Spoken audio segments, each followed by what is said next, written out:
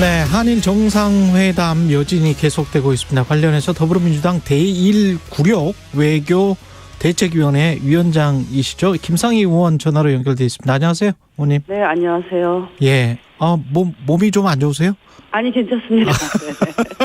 아침이라 목소리가 약간 가라앉았어요. 예, 깜짝 놀랐습니다. 이 한일 정상회담 관련해서는 지금 문제가 많은 정상회담이었다 이렇게 판단하시는 건가요? 네, 그렇습니다. 지금 저뿐만이 아니라 그 국민들의 그 여론을 보아서도 알겠지만 국민들이 정말 이번에 한일 정상회담은 아주 최악의 외교 참사고 그리고 굴욕 외교였다라고 평가를 하고 있습니다. 예.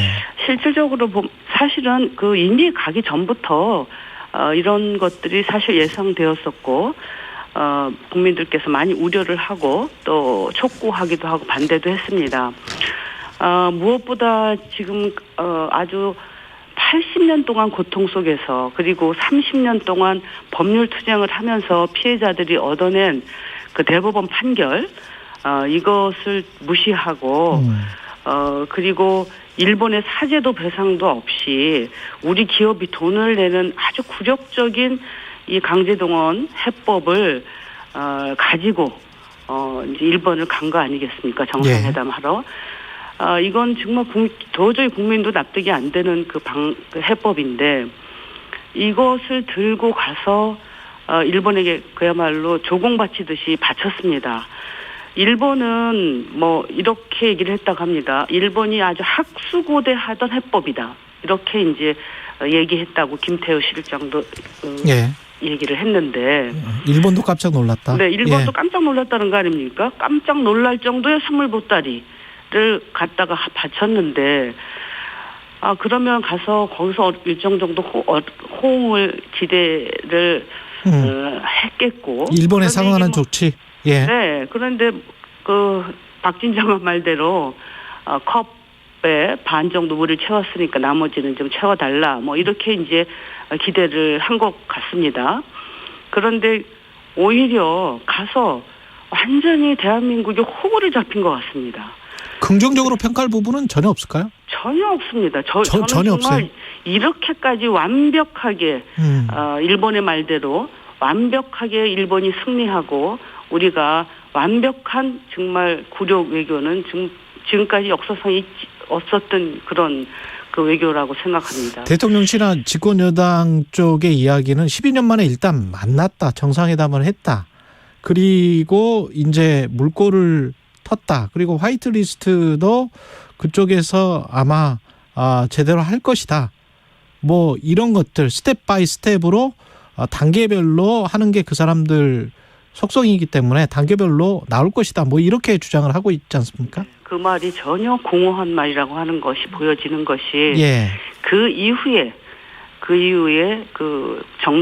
일본의 정계와 언론에서 보여준 것들입니다. 이미 그 일본에 있을 때 정상회담 하고 있을 때 그 관방부장관 얘기는 우리 그 정상회담에서 위안부 합의 이행 문제라든가 그리고 독도 영유권 문제를 거론했다는 거 아닙니까? 네. NHK 보도는 한일 그랬죠. 정상회담을 하고 있었던 1박 2일 동안에 일어난 일입니다. 그게. 그리고 언론에서도 그리고 정치권에서 계속 나오는 얘기가 후쿠시마 오염수 방류하는 문제도 이해를 구했고 후쿠시마 수산물 수입 규제도 완화해달라고 했다는 겁니다. 이 모든 사안은 우리 대한민국으로서는 한 발자국도 양보하기 어려운 사안들입니다. 일제 강제동원 문제도 우리가 도저히 받아들일 수 없는 그 요구들을 계속 했던 것이 때문에 이렇게 한일 관계가 어려워진 건데 지금 이 사안들, 지금 얘기하고 있는 위안부, 후쿠시마, 독도 이런 문제들은 우리가 한 발자국도 양보할 수 없는 일이고 우리 국민들의 국익을 위해서 우리 국민들을 위해서는 우리가 확실하게 관철시켜야 되는 문제입니다. 지금 한일 정상회담을 하겠다고 할 때 우리가 대통령께 요구한 사항입니다. 한일 기시다 총리를 만나면 무엇보다도 강제동원 관련해서는 사죄와 배상 없이는 어렵다고 하는 것을 분명하게 얘기해야 되고 그거와 더불어서 후쿠시마 오염수 방류하는 문제, 독도 영유권 문제, 사도 강산, 군함도 문제 이런 부분들을 확실하게 짚어야 된다. 그냥 갖다 바치고만 오면 안 되지 않습니까? 그런데 가서 그야말로 바칠 생각만 하고 간 것 같습니다. 지금 야권이 제기했던 그런 문제는 전혀 대통령이 이야기를 하지 않았다. 그러니까 우리 대통령은 얘기를 안 했는데 예. 거꾸로 일본이 얘기한 겁니다. 적반하장이죠. 근데 위안부랄지 뭐 독도 문제 뭐 관련해서 후쿠시마 오염수 관련해서 대통령실은 일본 언론이 왜곡 보도를 하고 있다. 아무 근거도 없이 일단 내지르고 사실이 아닌 것으로 밝혀지면 슬그머니 빠지고 일본 언론을 탓하고 있거든요. 그러면서 대한민국 언론도 이런 행태를 하면 안 된다. 뭐 이런 식의 부끄러운 얘기입니다. 부끄러운 얘기. 부끄러운 이야기다. 네, 예. 한일 정상회담 할 때 이게 언론뿐만이 아니라 이미 정부 공식적 관방 부장관이 브리핑을 했습니다. 예. 그 얘기는 어떻게 답변할 겁니까, 정부가? 관방부 장관이 브리핑을 한 것은. 네, 브리핑을 했습니다. 독도 예. 문제하고 예. 후쿠시마 문제를 얘기했다라고 얘기를 했고. 관방부 장관이 그랬죠. 네네. 예. 했습니다. 그리고 거기에 참여했던 또 그 정치인들도 배석했던 정치인들이죠. 예. 그리고 또 정치인들하고도 또 만나지 않았습니까? 그 사람들이 우리 대통령한테 당당하게 요구를 한 거예요. 이 부분을. 그런데 문제는 저는 일단은 저쪽에서 그렇게 제기했을 때 대통령이 뭐라고 했느냐. 그게 중요합니다. 우리가 대통령한테 요구한 것은 일본이 얘기를 하든 안 하든 예.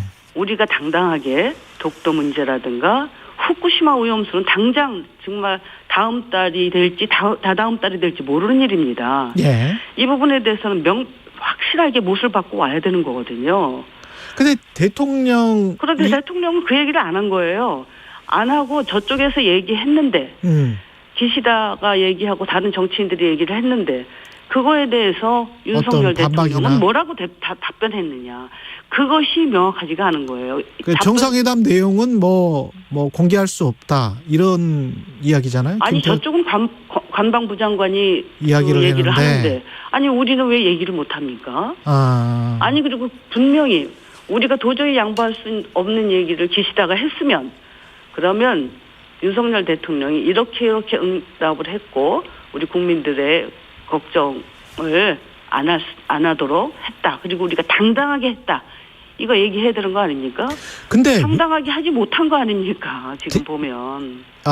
윤석열 정부 그리고 대통령이 왜 이렇게 좀 급박하게 강제 동원과 관련한 해법을 좀 빨리 제시하고 그게 이제 순서에 맞춰서 3월, 4월, 5월 방미 그다음에 뭐 다시 뭡니까 G7 회담까지 이렇게 네, 어떤 일정을 맞춘 겁니까? 맞췄다고 보세요? 저희들이 제가 보기에는 뭐 분명히 그렇습니다. 예. 말하자면 이왕 줄 거, 예? 제가 우리 그 윤석열 대통령의 표현대로 예.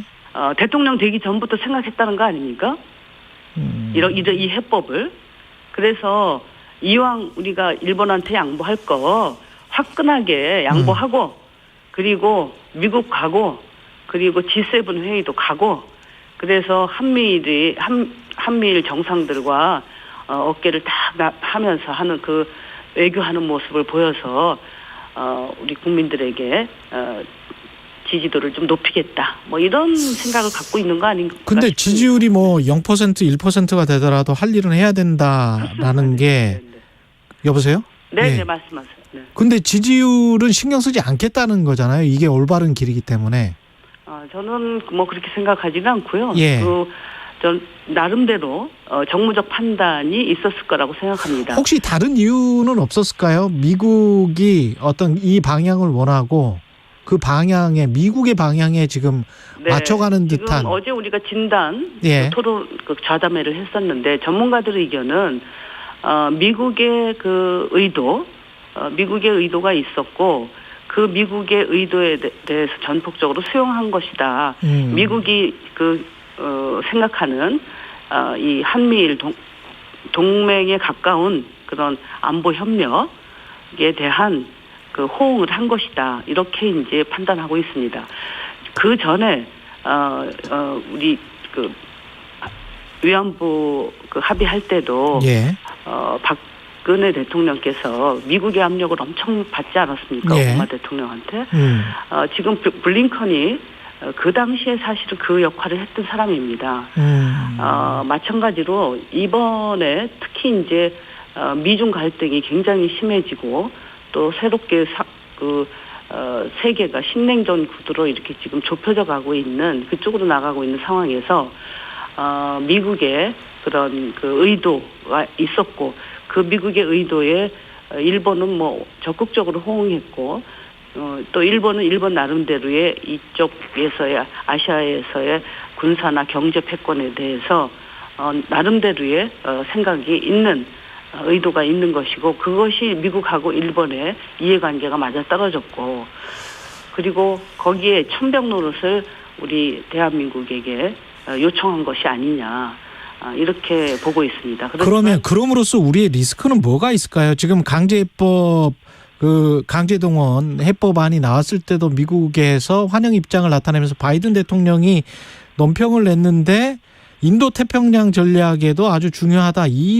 계속 인도태평양 이야기가 나오거든요. 한일 정상회담 마친 다음에도 미국 고위 관계자들이 인도태평양 이야기를 하는데 인도태평양은 사실 우리랑은 관련 없어요. 네, 우리랑은 관련 없습니다. 중국 대만 사이의 문제인데.